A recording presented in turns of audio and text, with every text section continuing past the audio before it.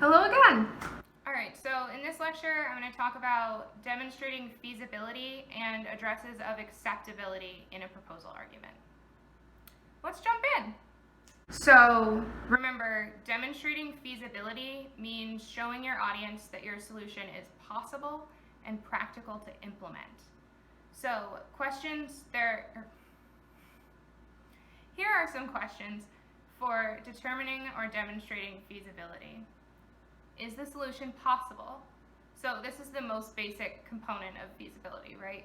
Can this, in just the broadest possible sense, be done? And then what does it cost? So a solution might cost money, it might have environmental costs, it might have social costs, psychological costs, etc. Is there a way to offset the costs? So this is where you might discuss benefits and how those benefits outweigh the costs. Is it currently legal?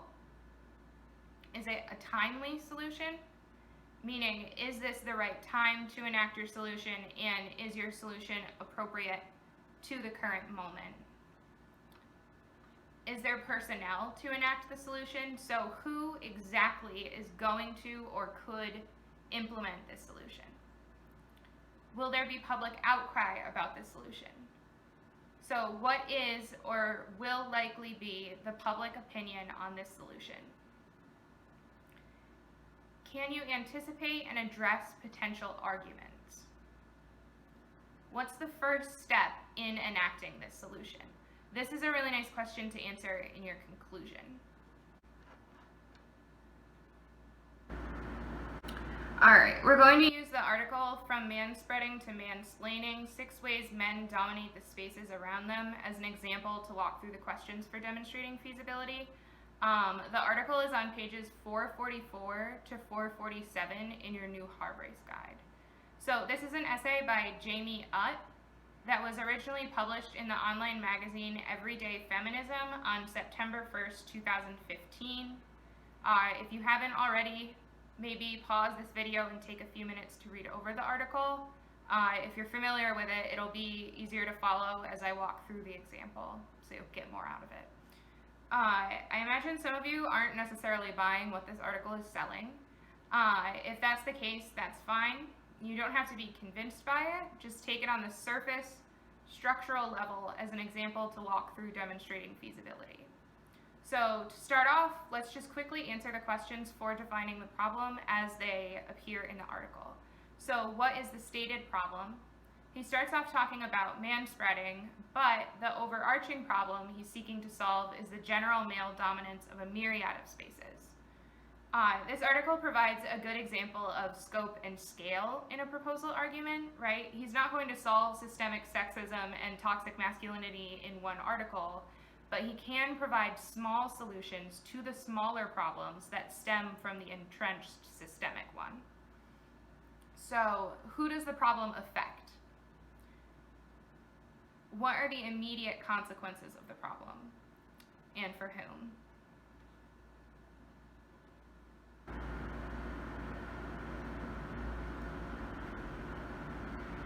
So, the problem affects women, right, and men. And the immediate consequences are that women don't feel welcome or are not welcomed in these spaces by virtue of men taking up these spaces. And then what will happen if the problem is not solved? The problem of men taking up space and not leaving room for women in a variety of ways and a variety of spaces will continue, and it will continue to have consequences for men and for women. And then I personally am persuaded that this problem exists and that it is exigent, and I think the author is too. And then, does the proposed solution address the problem? So Utt's solution is for men to consider and reflect on the ways they take up and feel entitled to physical, intellectual, social, professional, political, and intimate spaces. And then be conscious of that in modifying their behavior and in holding other men accountable for their behavior as well. So Utt offers a solution that attempts to get to the root of the problem. The nominal problem is men taking up space, but there's an underlying root problem of which male dominance of various spaces is just a symptom or manifestation, namely toxic masculinity and systemic sexism. So in Utt's formulation, if men's privilege is the root of the problem, then it's up to men to enact the solutions. So yes, the proposed solution addresses the problem. All right, now that we've sketched out Utt's definition of the problem, let's consider the questions for determining or demonstrating feasibility. So, is the solution possible? Yes. Man can, or could, in the literal sense, make a conscious effort not to take up so much space. What does it cost? It doesn't cost money, it doesn't have environmental costs, but it does have social costs. Men have to let go of some of the power they're so used to having that they don't even notice they have it. It would alter social dynamics for men in a way that may feel unnatural or uncomfortable to them. Other men may not react well to being called out for their shitty behavior. There are psychological costs. It takes psychological effort to acknowledge privilege in the first place, and continuing to be conscious of that privilege and adjusting your behavior requires psychological energy as well. Is there a way to offset the costs? Well, you end up with the benefit of a more equitable society that would hopefully offset the social and psychological discomfort. And then the alternative, right, is that women continue to pay the price for the problem, so over time it will be easier. Is it currently legal? It's always legal to not be shitty to women. Is it a timely solution? Utt demonstrates the timeliness of the solution by pointing out the harm caused by not addressing the problem. So remaining silent perpetuates the problem, which means not acting now not only contributes to the problem, but makes it worse. He demonstrates that the solution is appropriate to the current moment by acknowledging that systemic sexism might be too big of a problem for any one person to solve, and instead offers a place to start. Is there personnel to enact the solution? As Utt points out, men often subconsciously are perpetuating the problem, so he calls on men to address the problem. There are plenty of men. Will there be public outcry about this solution? His answer to this question is wrapped up in the answer to the next question, so I'm going to move on to the next question. Can you anticipate and address potential arguments? He anticipates that people might say that there are more important issues to focus on, quote, than how much space men are taking up on the train, and responds that these people are, quote, missing the point. And that we as men should call out manspreading not because it's the worst form of sexism, but because it's a symptom of the sickness that is toxic masculinity. So what's the first step in enacting this solution? In keeping with what I said earlier about this question, Utt answers it in his conclusion. Quote, we need to take responsibility for how we are complicit in those systems. A simple place to start, be more aware of how much space we're taking up, and call on other men to do the same. So before we move on to addresses of acceptability, I want to briefly touch on something that Utt does really well in this article, which is building common ground and establishing ethos. So Utt is addressing men as his rhetorical audience, and he does a masterful job of establishing common ground and building ethos with them. Broadly, he establishes common ground by admitting that he is and has been a contributor to the problem. He's not separating himself from other men and claiming that he's better than them. Instead, he turns it into a shared problem among men, including himself. So the first way he does this is by using we and us instead of you or them. He's especially careful to do this in sentences where he also uses the word men to indicate that he is including himself in that group. For example, many men's voices tend to be on the louder side, but that doesn't mean that we are incapable of regulating our tone of voice, so we aren't dominating a room with our booming baritone. So the other way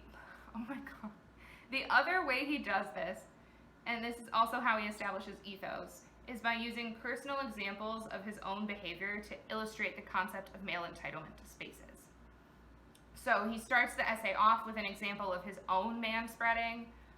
He talks about how he's thoughtlessly dominated physical space on the dance floor, how how he's taken up intellectual space when he's talked down to women about women's issues, etc. Building this common ground in relation to contributing to the problem makes him more credible and convincing when he includes himself in the solution. Right? Quote, we need to take responsibility for how we are complicit in these solutions. Be more aware of how much space we're taking up and call on other men to do the same. So he's saying we all contribute to this problem.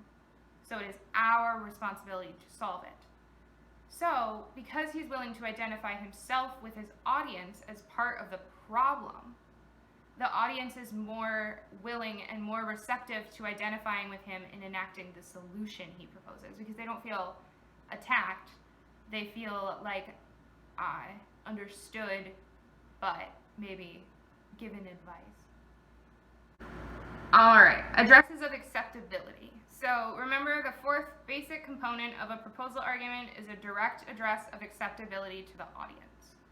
There are three types of arguments for acceptability: argument from consequence, argument from precedent, argument from principle. So an argument from consequence claims that if X is or is not done, then Y cannot follow, or that if X is or is not done, then Y negative consequence will result. Example, if men continue to dominate and control various spaces, then sexism in those spaces will never be resolved. Or, if men do not reflect on, recognize, and speak out against male dominance of various spaces, then systemic sexism will never be resolved. Or, as long as men remain silent on male dominance of myriad spaces, they will continue to be complicit in perpetuating systemic sexism. An argument from precedent claims that X will work in this situation because it has worked previously in Y situation. Quote, example, we know that social distancing and testing as many people as possible will quickly flatten the curve for COVID-19 in the United States because it worked in South Korea. An argument from principle claims that X is a good idea because it matches up with our sense of what is right. Arguments from consequence and arguments from precedent are more logos-based appeals, while an argument from principle will be more pathos-centered.